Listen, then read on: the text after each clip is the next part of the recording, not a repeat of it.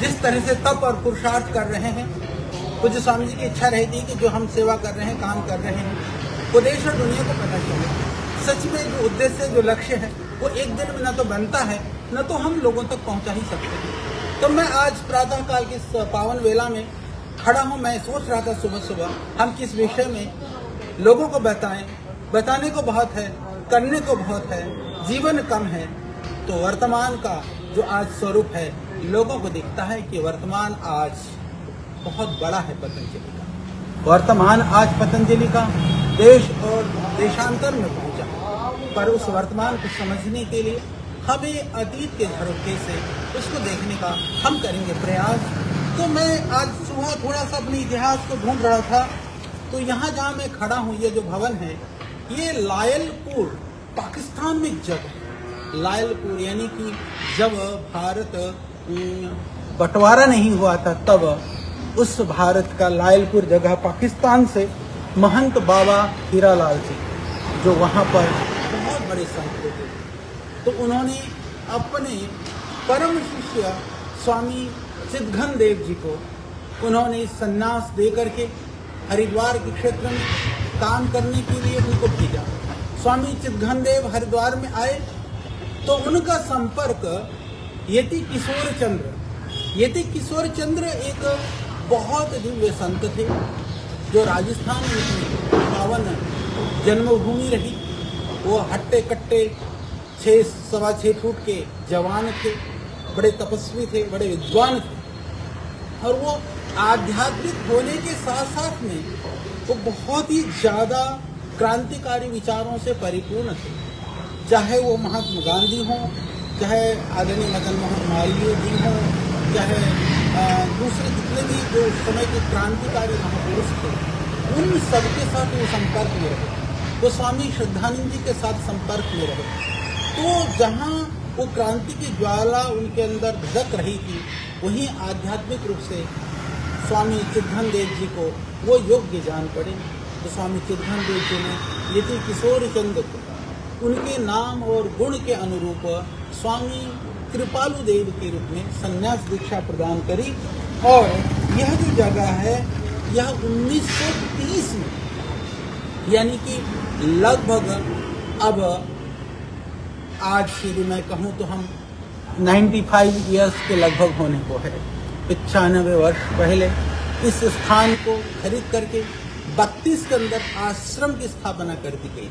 तो यह भवन जो आप देख रहे हैं, यह 1932 का इतिहास है। यह परतंत्र भारत का बुलंद स्वतंत्रता को व्यक्त करने वाला यह भवन है। इस भवन से तो एक और जहाँ स्वामी कृपालु देव की परम जो तपस्या है, पुरुषार्थ है, उनकी राष्ट्रवाद की जो प्रखर अवधारणा है, वह जो सोच है, वह सोच इस पतंजलि के नींव में वो हमारे दादा गुरु थे। उसके बाद में इसी उत्तराखंड की पावन धरा पर, पवित्र भूमि पर जन्म लिए हुए, जिनकी जन्म लगभग जब यह आश्रम की स्थापना हुई थी 1930-32 में जिन्होंने जन्म पाया था, ऐसे स्वामी हमारे पूज्य गुरुदेव शंकर देव जी महाराज, वह इस कृपालु बाग आश्रम में स्वामी कृपालु देव शिष्य के रूप में, जो अल्मोड़ा के उनकी जन्मभूमि रही, अल्मोड़ा का उनका शरीर था, बहुत ही शांत थे, बहुत ही तपस्वी मूर्ति थे, तो उनके द्वारा यह आश्रम रक्षित रहा। फिर वही दूसरी ओर महर्षि स्वामी दयानंद की जो परंपरा है, स्वामी दयानंद की राष्ट्रवाद को, आध्यात्मवाद को, उनकी प्रखरता को, उनके द्वारा किया गया समाज के सुधार को हम कभी भूल नहीं सकते हैं। वो अविस्मरणीय है। वह हमारे शिक्षा गुरु, हमारे आध्यात्मिक गुरु, हमारे पथ प्रदर्शक। उस परंपरा से, उसी परंपरा में आगे बढ़ते हुए स्वामी श्रद्धानंद की जो गुरुकुलीय परंपरा में शिक्षा और दीक्षा पा करके श्रद्धेय स्वामी जी और हम गुरुकुल से यहाँ पर पहुँचे। तो यह संयोग था। एक और वह क्रांतिकारी संत की यह तपोभूमि, वहीं एक क्रांतिकारी संत के द्वारा शिक्षा से शिक्षित और दीक्षित हम गुरुकुल के विद्यार्थी यहाँ पर आकर के स्वामी शंकर देव जी के आशीर्वाद से उन भावनाओं को, उन श्रद्धा को, मैं ये भवन को दिखाना चाहता हूँ। थोड़ा आप देखेंगे, अभी तो यहाँ पर यहाँ पर जो है, यहाँ एक नहर है। पहले ये रोड बहुत कच्चा था, यहाँ कुछ था नहीं। और ये भवन भी आप देखेंगे, हम एक साइड में हैं, तो ये दूसरी साइड में आप देखेंगे बड़ा भवन है। और हमने इसको संरक्षित किया है, और फिर भी हमने इसको जीवों बना करके रखा है। क्योंकि बना करके रखना इसलिए जरूरी था, यह हमें अतीत को या अतीत के स्मरण से हम अतीत के नींव पर गौरवशाली वर्तमान को सजा सकते हैं, संवार सकते हैं। तो यहाँ किस तरह के क्रांतिकारी आते थे, किस तरह के यहाँ विचार गोष्ठी होती थी, किस तरह के वो लोग यहाँ बैठ करके भारत को स्वतंत्रता के लिए, स्वतंत्र कराने के लिए, माँ भारती की उस पीड़ा से मुक्ति के लिए क्या उपाय करते थे, इन विषयों में भी हम चर्चा करेंगे। हमें लगा कि हमें आपसे जुड़ना है प्रतिदिन, तो हम क्यों न अपने अतीत से आज का वर्तमान आपको दिखता है, पर मैं प्रयास करूंगा आपको उस अतीत के नींव की ओर ले चलूं, जिससे आपको पता चले कि जीवन में आपको कुछ पाना और चाहना है तो उसमें सिर्फ आप कारण नहीं होते हैं, आपके बनने के पीछे हजारों लोगों का हाथ होता है, उनके संस्कार होते हैं, उनके तप होते हैं, उनका पुरुषार्थ होता है।